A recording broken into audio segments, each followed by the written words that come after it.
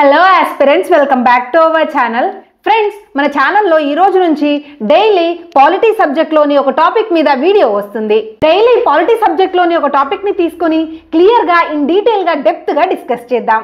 ఎలా అంటే ఈ వీడియోలో కేంద్రంలోని రాష్ట్రపతి ఉపరాష్ట్రపతి గురించి డిస్కస్ చేస్తున్నాం కదా, అలాగే కేంద్రంలో ఉండే అఫీషియల్స్, ప్రధాని, మంత్రి మండలి, సుప్రీంకోర్టు ప్రధాన న్యాయమూర్తి, ఇలా అందరి గురించి ఇన్ డీటెయిల్గా డెప్త్గా డిస్కస్ చేద్దాం. ప్రెసెంట్ ఈ వీడియోలో అయితే కేంద్రంలోని రాష్ట్రపతి ఉపరాష్ట్రపతి గురించి డీటెయిల్గా డిస్కస్ చేద్దాం. ఫ్రెండ్స్, మీరు ఆల్రెడీ ప్రిపరేషన్లో ఉంటే ఈ పాలిటీ సిరీస్లోని వీడియోస్ మీకు రివిజన్గా ఉంటాయి. ఒకవేళ మీరు ఇప్పుడిప్పుడే ప్రిపరేషన్ స్టార్ట్ చేస్తున్నట్లయితే పాలిటీ సబ్జెక్ట్ అంటేనే అదేదో పెద్ద గందరగోళం అనే ఫీలింగ్లో ఉంటారు, అది అర్థం కాదు అని వదిలేస్తుంటారు. కానీ పాలిటీ సబ్జెక్ట్ అర్థమైతే దాని అంత ఈజీ సబ్జెక్ట్ ఉండదు, చదివే కొద్దీ చదవబుద్ధి అవుతుంది. ఈ జర్నీలో మీరు నాతో స్టిక్ అయి ఉండండి. ఈ పాలిటీ సిరీస్ కంప్లీట్ అయ్యే లోపు మీకు పాలిటీ సబ్జెక్ట్ మీద గ్రిప్ వచ్చేలా చేస్తాను. అయితే ఫ్రెండ్స్, ఈ పాలిటీ సిరీస్ మీరు మిస్ అవ్వద్దు అంటే మన ఛానల్ ని సబ్స్క్రైబ్ చేసి పెట్టుకోండి. మీరు ఈ వీడియో చూస్తున్నంత సేపు ఎక్కడైనా ఇన్ఫర్మేటివ్ గా అనిపిస్తే ఖచ్చితంగా లైక్ చేయండి. వీడియో ఇన్ఫర్మేటివ్ గా అనిపిస్తేనే లైక్ చేయండి. ఇక టాపిక్ లోకి వెళ్దామా? సరే, ఇదంతా ఓకే. అసలు కేంద్ర ప్రభుత్వం, అదే సెంట్రల్ గవర్నమెంట్ అంటే ఏంటి, అది ఎలా పనిచేస్తుంది? యాక్చువల్లీ కేంద్రంలో ఉండే అఫీషియల్స్ ని 3 టైప్స్ గా డివైడ్ చేస్తారు. ఏంటంటవి? Executive, legislative and judiciary. So ఈ 3 ఉన్నాయి కదా, ఈ 3 ప్రధానమంత్రి, మంత్రి మండలి, రాష్ట్రపతి, ఉపరాష్ట్రపతి, అటార్నీ జనరల్, కాగ్, సుప్రీంకోర్టు ప్రధాన న్యాయమూర్తి, ఇతర న్యాయమూర్తులు, ఇంకా వేరే వాళ్ళందరూ ఉంటారు కదా. సో ఈ 3 ఉంటారు. సో ఇప్పుడు దేంట్లో ఎవరెవరు ఉంటారో ఒకసారి చూద్దాం. లైక్ ఎగ్జిక్యూటివ్ లో ఎవరు ఉంటారు, లెజిస్లేటివ్ లో ఎవరు ఉంటారు, జ్యుడిషియరీలో ఎవరెవరు ఉంటారో ఒకసారి చూద్దాం. ఇప్పుడు ఎగ్జిక్యూటివ్ లో ఎవరెవరు ఉంటారంటే రాష్ట్రపతి, ఉపరాష్ట్రపతి, ప్రధానమంత్రి, మంత్రి మండలి and attorney general. Next legislative లో ఎవరెవరు ఉంటారు? లెజిస్లేటివ్ లో పార్లమెంట్ ఉంటుంది. పార్లమెంట్ అంటే రాజ్యసభ, లోక్సభ, రాష్ట్రపతి. ఇక్కడ రాజ్యసభ సభ్యులు, లోక్సభ సభ్యులు, Lok Sabha speaker, Lok Sabha deputy speaker, Rajya Sabha chairman, Rajya Sabha deputy chairman and leader of opponent కూడా ఇక్కడే ఉంటారు. ఇంకా లాస్ట్ జ్యుడిషియరీలో ఎవరెవరు ఉంటారు? సిజేఐ అంటే chief justice of India and సుప్రీంకోర్టులోని ఇతర న్యాయమూర్తులు ఉంటారు. ఫ్రెండ్స్, ఇప్పుడు మనం ఈ వీడియోలో రాష్ట్రపతి, ఉపరాష్ట్రపతి గురించి నేర్చుకుందాం. నెక్స్ట్ వీడియోస్లో ప్రధానమంత్రి, మంత్రి మండలి, కాగ్, అటార్నీ జనరల్ వారి గురించి నేర్చుకుందాం. ఫస్ట్ అయితే ఇప్పుడు మనం రాష్ట్రపతి గురించి నేర్చుకుందాం. అయితే రాజ్యాంగంలోని 5వ భాగంలో ఉన్న ఆర్టికల్ 52 నుంచి 62 వరకు ఉన్న ఆర్టికల్స్ రాష్ట్రపతి గురించి తెలియజేస్తాయి. మీకు రాష్ట్రపతి గురించి క్లియర్ గా అర్థం అవ్వడానికి ఇక్కడ నేను ఆర్టికల్స్ లేకుండా చెప్తున్నాను. లాస్ట్ లో మళ్ళీ ఆర్టికల్స్ కూడా రివైజ్ చేద్దాం. రాష్ట్రపతి అవ్వడానికి కనీస వయసు ఎంత ఉండాలి? 35 సంవత్సరాలు. రాష్ట్రపతి యొక్క పదవీ కాలం 5 సంవత్సరాలు. అండ్ రాష్ట్రపతికి వచ్చే జీతం కూడా 5 లక్షలు. అండ్ రాష్ట్రపతి ఎవరి సమక్షంలో ప్రమాణ స్వీకారం చేస్తారు? రాష్ట్రపతి సిజేఐ సమక్షంలో, అంటే సుప్రీంకోర్టు ప్రధాన న్యాయమూర్తి సమక్షంలో ప్రమాణ స్వీకారం చేస్తారు. అండ్ రాష్ట్రపతి తన రాజీనామాను ఎవరికి సమర్పిస్తారు? రాష్ట్రపతి తన రాజీనామాను ఉపరాష్ట్రపతికి సమర్పిస్తారు. రాష్ట్రపతిని తొలగించే తీర్మానాన్ని ఏమంటారు? మహాభియోగ తీర్మానం అని అంటారు. మహాభియోగ తీర్మానం ద్వారా రాష్ట్రపతిని తొలగించవచ్చు. ఆయన ప్రస్తుతం ఉన్న రాష్ట్రపతి ఎవరు? ద్రౌపది ముర్ము గారు. భారత పార్లమెంటరీ ప్రజాస్వామ్య వ్యవస్థలో రాష్ట్రపతి రాజ్యాధినేత. ఇక్కడ కన్ఫ్యూజ్ కావద్దు ఫ్రెండ్స్, రాష్ట్రపతి రాజ్యాధినేత అవుతారు, ప్రధానమంత్రి ప్రభుత్వాధినేత. ప్రధానమంత్రి ప్రభుత్వాధినేత, రాష్ట్రపతి రాజ్యాధినేత. రాజ్యాంగం ప్రకారం రాష్ట్రపతికి అన్ని అధికారాలు ఉంటాయి. కానీ ఇక్కడ ఏంటంటే ప్రధానమంత్రి, మంత్రి మండలి ఇచ్చిన సలహా మేరకు రాష్ట్రపతి తన అధికారాలను నిర్వహిస్తాడు. తన ఓన్గా నిర్వహించడండి. ఇక్కడ ప్రధానమంత్రి, మంత్రి మండలి ఇచ్చిన సలహా మేరకు తన అధికారాలను నిర్వహిస్తాడు. రాష్ట్రపతి అనే వ్యక్తి దేశానికి ప్రథమ పౌరుడు, రాజ్యాంగాధినేత మరియు సర్వ సైన్యాధ్యక్షుడు. అయితే ఫ్రెండ్స్, దేశానికి ప్రథమ పౌరుడు రాష్ట్రపతి కదా, మరి ద్వితీయ పౌరుడు ఎవరవుతారో ఆన్సర్ తెలిస్తే కామెంట్ చేయండి. దేశం యొక్క పరిపాలనకు సంబంధించిన కార్యనిర్వహణ అధికారాలు అన్ని రాష్ట్రపతి ద్వారానే నిర్వహించబడాలి. ఇక్కడ పాలన అనేది రాష్ట్రపతి పేరు మీదుగా జరుగుతుంది. కానీ రాష్ట్రపతి నామమాత్రపు అధికారి. ఎందుకు నామమాత్రపు అధికారి? ఇక్కడ ప్రధానమంత్రి, మంత్రి మండలి సలహా మేరకు రాష్ట్రపతి పాలన అనేది కొనసాగిస్తాడు. తన ఓనుగా కొనసాగించడు కదా, సో వీరి సలహా మేరకు కొనసాగిస్తాడు. కాబట్టి రాష్ట్రపతి నామ నామమాత్రపు అధికారి అవుతాడు. సో అర్థమవుతుంది కదా ఫ్రెండ్స్, ఇక్కడ ఈజీగా గుర్తుపెట్టుకోండి, రాష్ట్రపతి అనే వారు తన ఓన్ గా ఏది చేయడు. ఇక్కడ ప్రధానమంత్రి మంత్రిమండలి ఇచ్చిన సలహా మేరకు రాష్ట్రపతి పేరు మీదుగా పాలన మాత్రమే జరుగుతుంది. నెక్స్ట్, రాష్ట్రపతి యొక్క ఎలక్షన్ విషయానికి వస్తే రాష్ట్రపతిని ఎలక్టోరల్ కాలేజ్ వాళ్ళు ఎన్నుకుంటారు. ఈ కాలేజ్ లో రాజ్యసభ సభ్యులు, లోక్సభ సభ్యులు మరియు ఎమ్మెల్యేలు ఉంటారు. ఈ ఎన్నికలో పాల్గొనని వారు ఎవరంటే రాజ్యసభ నుంచి 12 నామినేటెడ్ మెంబర్స్, లోక్సభ నుంచి 2 ఆంగ్లో ఇండియన్స్ మరియు ఎమ్మెల్సీలు కూడా రాష్ట్రపతి యొక్క ఎన్నికలో పాల్గొనరు.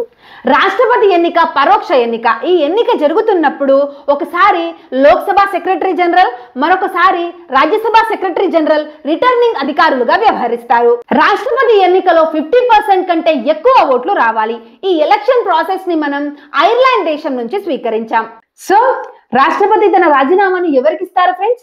రాష్ట్రపతి తన రాజీనామాను ఉపరాష్ట్రపతికి ఇస్తారు. రాష్ట్రపతి యొక్క పదవీ కాలం ముగిసినా కూడా కొత్త రాష్ట్రపతికి ఎలక్షన్ ప్రాసెస్ ముగిసేంత వరకు ఈ రాష్ట్రపతియే రాష్ట్రపతిగా కొనసాగుతారు. సో అర్థమైంది కదా ఫ్రెండ్స్, ప్రస్తుతం ఉన్న రాష్ట్రపతి యొక్క పదవీ కాలం ముగిసినా కూడా కొత్త రాష్ట్రపతికి ఎలక్షన్ ప్రాసెస్ కంప్లీట్ అయ్యేంత వరకు ఈ రాష్ట్రపతియే రాష్ట్రపతిగా కొనసాగుతారు. అయితే రాష్ట్రపతి పదవిలో ఉండగా రాష్ట్రపతి మీద క్రిమినల్ కేసులు పెట్టకూడదు అండ్ అరెస్ట్ చేసి జైల్లో కూడా ఉంచకూడదు. భారత రాష్ట్రపతి యొక్క జీతభత్యాలను పార్లమెంట్ నిర్ణయిస్తుంది. కేంద్ర సంఘటిత నిధి నుంచి భారత రాష్ట్రపతి యొక్క జీతభత్యాలను చెల్లిస్తారు. భారత రాష్ట్రపతి యొక్క జీతం ఎంత? 5 lakhs. నెక్స్ట్, రాష్ట్రపతి యొక్క ప్రమాణ స్వీకారం విషయానికి వస్తే రాష్ట్రపతి సుప్రీంకోర్టు ప్రధాన న్యాయమూర్తి సమక్షంలో పదవి ప్రమాణ స్వీకారం చేస్తారు. సో అర్థమైంది కదా ఫ్రెండ్స్, రాష్ట్రపతి సిజేఐ సమక్షంలో, సుప్రీంకోర్టు ప్రధాన న్యాయమూర్తి సమక్షంలో ప్రమాణ స్వీకారం చేస్తారు. తన రాజీనామాను ఎవరికి సమర్పిస్తారు?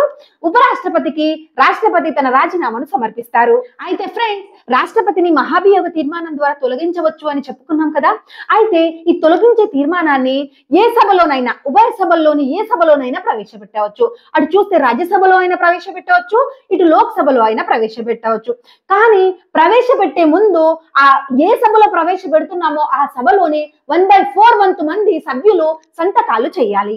అంటే 2 సభల్లోని సభ్యులు 2/3 మెజారిటీతో, అంటే ప్రత్యేక మెజారిటీతో ఆ తీర్మానాన్ని ఆమోదిస్తే రాష్ట్రపతి తొలగించబడతాడు. అయితే ఫ్రెండ్స్, ఇక్కడ మీకు క్లియర్ గా అర్థమైందా? నేను ఇంకోసారి మళ్ళీ రిపీట్ చేస్తాను చూడండి. రాష్ట్రపతిని మహాభియోగ తీర్మానం ద్వారా తొలగిస్తారు. అయితే ఈ మహాభియోగ తీర్మానాన్ని మనం ఉభయ సభలు రెండిట్లో దేంట్లోనైనా ప్రవేశపెట్టవచ్చు. అయితే ప్రవేశపెట్టే ముందు ఏ సభలో ప్రవేశపెడుతున్నామో ఆ సభలోని సభ్యులు, అంటే 1/4 వంతు మంది సంతకాలు చేస్తే ఆ తీర్మానాన్ని ఆ సభలో ప్రవేశపెట్టాలి. ప్రవేశపెట్టిన తర్వాత ఇరు సభా సభ్యులు చర్చ జరిపిన తర్వాత ఆ సభలోని 2/3 వంతు మెజార్టీతో ఆ బిల్లును ఆమోదిస్తే రాష్ట్రపతి తొలగించబడతాడు. అర్థమైంది కదా? ఈ 2 సభలు చర్చ జరిగిన తర్వాత ఆ సభలోని సభ్యులు 2/3 వంతు మంది మెజార్టీతో ఆమోదిస్తే ఆ రాష్ట్రపతి తొలగించబడతాడు. ఎగ్జాంపుల్ గా ఒక 300 మెంబర్స్ ఉన్నారు అనుకోండి, రాజ్యసభ లోక్సభ నుంచి ఒక 300 మెంబర్స్ ఉన్నారు అనుకోండి, దీంట్లో 200 మెంబర్స్ ఆమోదిస్తే రాష్ట్రపతి తొలగించబడతాడు. అయితే ఫ్రెండ్స్, ఇప్పటి వరకు ఏ రాష్ట్రపతి కూడా ఈ మహాభియోగ తీర్మానం ద్వారా తొలగించబడలేదు. కానీ కొందరు ఈ మహాభియోగ తీర్మానాన్ని ఎదుర్కొన్నారు. వారెవరో తెలిస్తే కామెంట్ చేయండి. రాష్ట్రపతి యొక్క పదవీ కాలం ముగియక ముందే నూతన రాష్ట్రపతి యొక్క ఎలక్షన్ ప్రాసెస్ కంప్లీట్ అవ్వాలి. కంప్లీట్ కాకపోయినా కూడా ఈ రాష్ట్రపతి యొక్క ఎలక్షన్ ప్రాసెస్ కంప్లీట్ అయ్యేంత వరకు ఆ రాష్ట్రపతిగా కొనసాగుతారు. అయితే ఫ్రెండ్స్, రాష్ట్రపతి తన అధికారాలతో కొంతమందిని అపాయింట్ చేస్తారు కదా. వారెవరో నేను స్క్రీన్ మీద డిస్ప్లే మీద ఇచ్చాను చూడండి, ఒకసారి నోట్ చేసుకోండి. సో ఫ్రెండ్స్, ఇప్పటి వరకు రాష్ట్రపతి ఎవరెవరిని అపాయింట్ చేస్తారో చూశారు కదా. ఇప్పుడు రాజీనామా అంటే రాష్ట్రపతికి ఎవరు రాజీనామా సమర్పిస్తారు అనేది కూడా నోట్ చేసుకోండి. సో ఇప్పటి వరకు ఏమేం చూసాం? రాష్ట్రపతి ఎవరెవరిని అపాయింట్ చేస్తారు అండ్ రాష్ట్రపతికి రాజీనామా ఎవరెవరు సమర్పిస్తారు. ఇప్పుడు రాష్ట్రపతి సమక్షంలో ఎవరెవరు ప్రమాణ స్వీకారం చేస్తారో చూడండి. సో ఫ్రెండ్స్, ఇవైతే నోట్ చేసుకున్నారు కదా. ఇంకా రాష్ట్రపతి గురించి ఇన్ డీటెయిల్ గా చూద్దాం. రాష్ట్రపతి పార్లమెంట్ లో సభ్యుడు కాడు, పార్లమెంట్ లో అంతర్భాగం అవుతాడు. ఇక్కడ పార్లమెంట్ అంటే ఏంటి ఫ్రెండ్స్? రాజ్యసభ, లోక్సభ, రాష్ట్రపతి. సో పార్లమెంట్ లో రాష్ట్రపతి సభ్యుడు కాడు, అంతర్భాగం అవుతాడు. రాష్ట్రపతి పార్లమెంట్ ను ప్రోరోగ్ చేస్తాడు. అంటే ప్రోరోగ్ అంటే దీర్ఘకాలిక వాయిదా. అండ్ పార్లమెంట్ ను సమావేశపరచడం, లోక్సభను ముందుగానే రద్దు చేసే అధికారాలను కలిగి ఉంటాడు. పార్లమెంట్ లో కొన్ని బిల్లులను ప్రవేశపెట్టే ముందు రాష్ట్రపతి యొక్క అనుమతి కంపల్సరీగా ఉండాలి. అవేంటంటే ద్రవ్య బిల్లులు, రాష్ట్రాల ఏర్పాటు బిల్లులు, బడ్జెట్, అంతర్రాష్ట్ర వాణిజ్య బిల్లులు, సుప్రీంకోర్టు, హైకోర్టు భాషకు సంబంధించిన బిల్లులు రాష్ట్రపతి అనుమతితోనే ప్రవేశపెట్టాలి. అయితే రాష్ట్రపతి ఉభయ సభల సంయుక్త సమావేశాన్ని ఏర్పాటు చేస్తాడు. ఉభయ సభల సంయుక్త సమావేశాన్ని ఏర్పాటు చేయడానికి గల కారణం ఏంటి? రెండు సభల మధ్య ఏదైనా బిల్లు విషయంలో భేదాభిప్రాయాలు వచ్చినప్పుడు రాష్ట్రపతి ఉభయ సభల సంయుక్త సమావేశాన్ని ఏర్పాటు చేస్తాడు. ఇంకా రాష్ట్రపతి ఆర్డినెన్స్ జారీ చేసే అధికారాన్ని కలిగి ఉంటాడు. ఏ టైంలో ఆర్డినెన్స్ ను జారీ చేస్తాడు? పార్లమెంట్ సమావేశంలో లేనప్పుడు, ఏదైనా అత్యవసర చర్య తీసుకోవాల్సి వచ్చినప్పుడు రాష్ట్రపతి ఆర్డినెన్స్ ను జారీ చేస్తాడు. సో రాష్ట్రపతి ఇక్కడ ఆర్డినెన్స్ ను జారీ చేస్తాడు కదా, ఈ ఆర్డినెన్స్ 6 వారాల తర్వాత తన ఉనికిని కోల్పోతుంది. అంటే ఇది 6 వారాల తర్వాత చెల్లదన్నమాట. పార్లమెంట్ లో ప్రవేశపెట్టే అన్ని ఆర్థిక బిల్లులు రాష్ట్రపతి అనుమతితోనే ప్రవేశపెట్టాలి. అండ్ బడ్జెట్ ను కూడా రాష్ట్రపతి అనుమతితో మొట్టమొదటిసారిగా లోక్సభలోనే ప్రవేశపెట్టాలి. అయితే కేంద్ర సంఘటిత నిధి నుంచి రాష్ట్రపతి యొక్క జీతం చెల్లిస్తారు కదా, అయితే కేంద్రం యొక్క ఆగంతుక నిధి రాష్ట్రపతి ఆధ్వర్యంలో ఉంటుంది. అయితే ఆర్టికల్ 143 ప్రకారం సుప్రీంకోర్టు సలహాను రాష్ట్రపతి కోరుతాడు. ఏదైనా క్రిటికల్ సిచ్యువేషన్ ఏర్పడినప్పుడు, నిర్ణయం తీసుకోవాల్సి వచ్చినప్పుడు సుప్రీంకోర్టు సలహాను రాష్ట్రపతి కోరుతాడు. అయితే సుప్రీంకోర్టు ఇచ్చిన సలహాను రాష్ట్రపతి పాటించవచ్చు, పాటించకపోవచ్చు, అది ఆయన ఇష్టం. కానీ ఇక్కడ ఆర్టికల్ 143 ఏం చెప్తుందంటే సుప్రీంకోర్టు సలహాను రాష్ట్రపతి కోరుతాడు.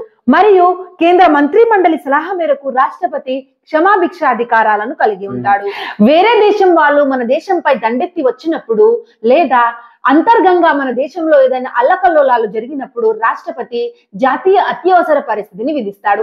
అది కూడా ప్రధాని మంత్రి మండలి లిఖితపూర్వక సలహా మేరకు రాష్ట్రపతి జాతీయ అత్యవసర పరిస్థితిని విధిస్తాడు. ఇప్పటి వరకు ఈ జాతీయ అత్యవసర పరిస్థితిని 3 సార్లు విధించారు. అయితే 1962లో చైనాతో యుద్ధం సందర్భంగా మొదటిసారిగా జాతీయ అత్యవసర పరిస్థితిని విధించారు. రెండవసారి 1971లో పాకిస్తాన్ తో యుద్ధం సందర్భంగా జాతీయ అత్యవసర పరిస్థితిని విధించారు.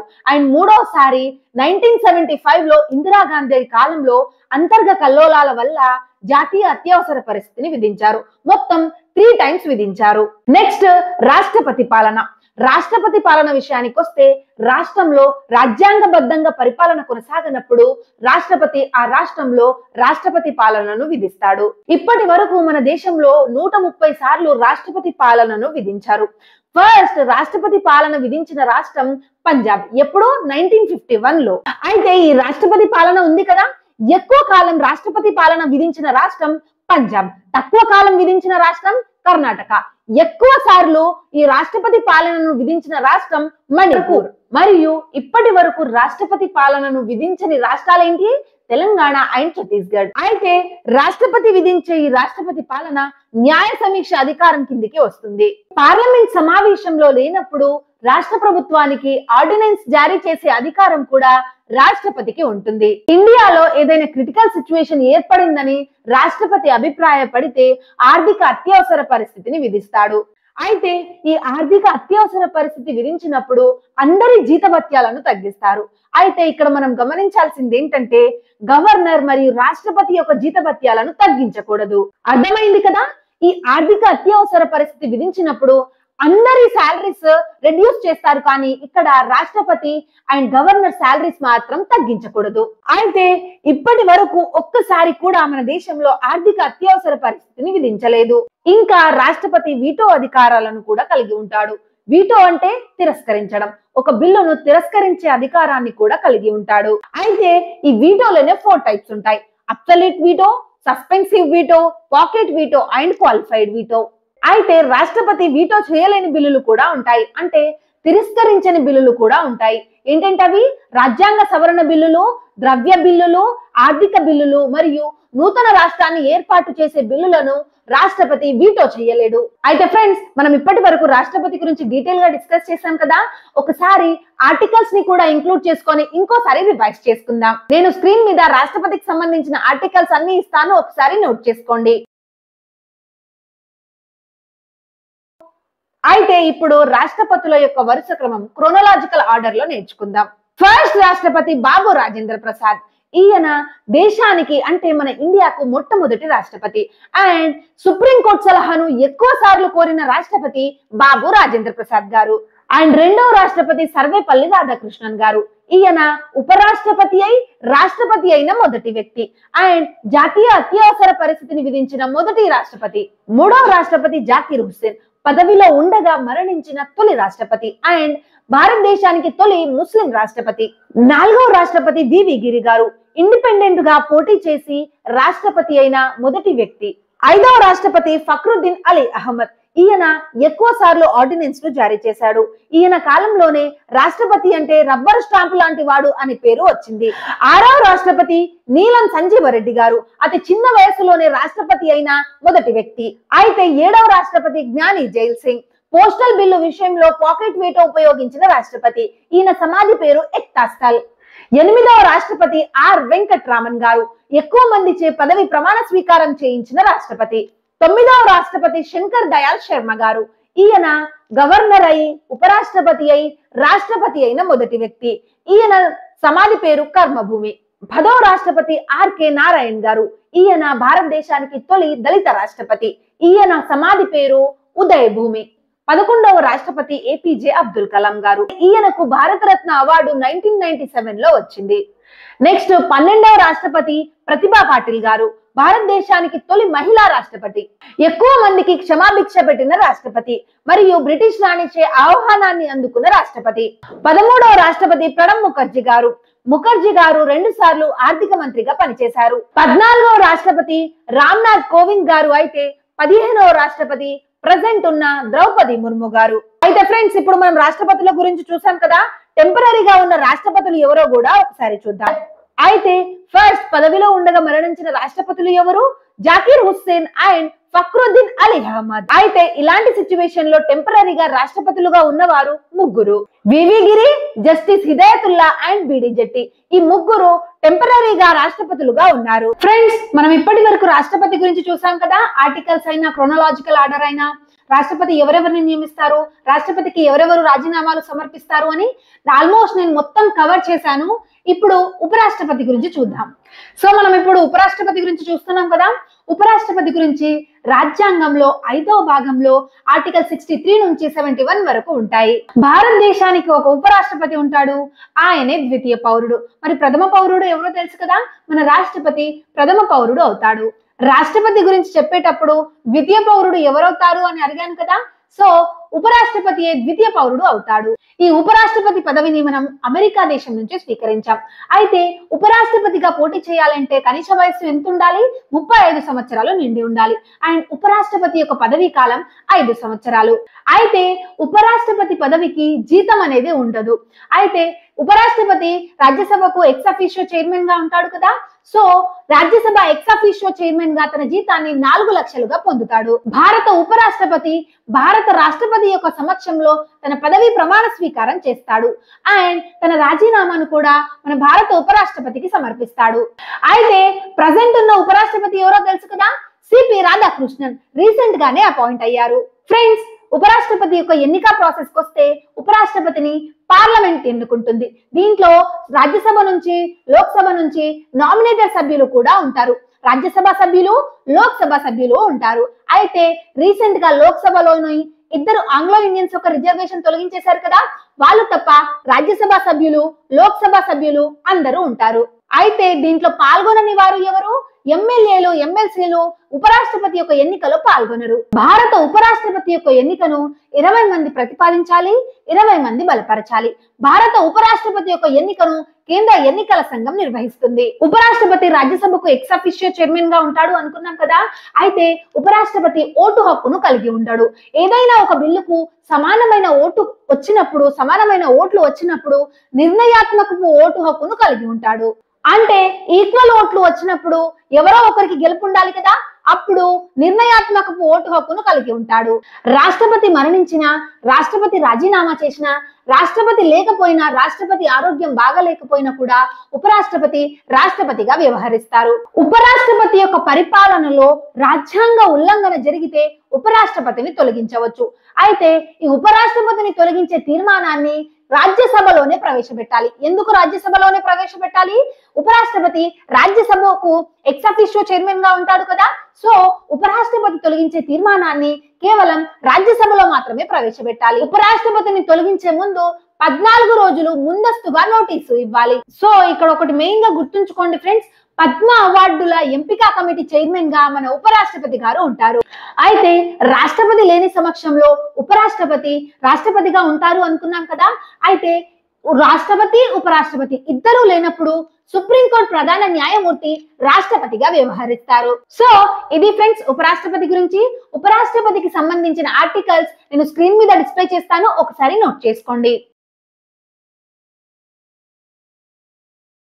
సో ఫ్రెండ్స్, ఇప్పుడు ఉపరాష్ట్రపతుల యొక్క వరుస క్రమం అండ్ రాష్ట్రపతులైన వారు 6 ఉంటారు. వారి యొక్క వరుస క్రమం స్క్రీన్ మీద డిస్ప్లే చేస్తాను, ఒకసారి నోట్ చేసుకోండి. అయితే 2 సార్లు ఉపరాష్ట్రపతిగా పనిచేసిన వారు ఇద్దరు, సర్వేపల్లి రాధాకృష్ణన్ గారు అండ్ హమీద్ అన్సారీ గారు. అండ్ పదవిలో ఉండగా మరణించిన ఉపరాష్ట్రపతి కృష్ణకాంత్ దాస్. ఈయన యొక్క సమాధి పేరు నిగంబోధ్ ఘాట్. అత్యధిక మెజార్టీతో గెలుపొందిన ఉపరాష్ట్రపతి ఆర్కే నారాయణ్ గారు. ఏకగ్రీవంగా ఎన్నికైన భారత ఉపరాష్ట్రపతులు 3, సర్వేపల్లి రాధాకృష్ణన్ గారు, హిదయతుల్లా అండ్ శంకర్ దయాళ్ శర్మ. సో ఇది ఫ్రెండ్స్ ఉపరాష్ట్రపతి గురించి. మీకు ఉపరాష్ట్రపతి గురించి రాష్ట్రపతి గురించి ఏమైనా డౌట్స్ ఉంటే కామెంట్ సెక్షన్ లో కామెంట్ చేయండి, ఖచ్చితంగా రిప్లై ఇస్తాను. మీరు ఈ వీడియోను లాస్ట్ వరకు చూసారంటే ఖచ్చితంగా మీరు సీరియస్ ఆస్పిరెంటే అయి ఉంటారు. ఇలాంటి ఇన్ఫర్మేటివ్ వీడియోస్ రావాలంటే వీడియోని లైక్ చేసి మన ఛానల్ ని సబ్స్క్రైబ్ చేసుకోండి, మీ ప్రిపరేషన్ కి యూజ్ అవుతుంది.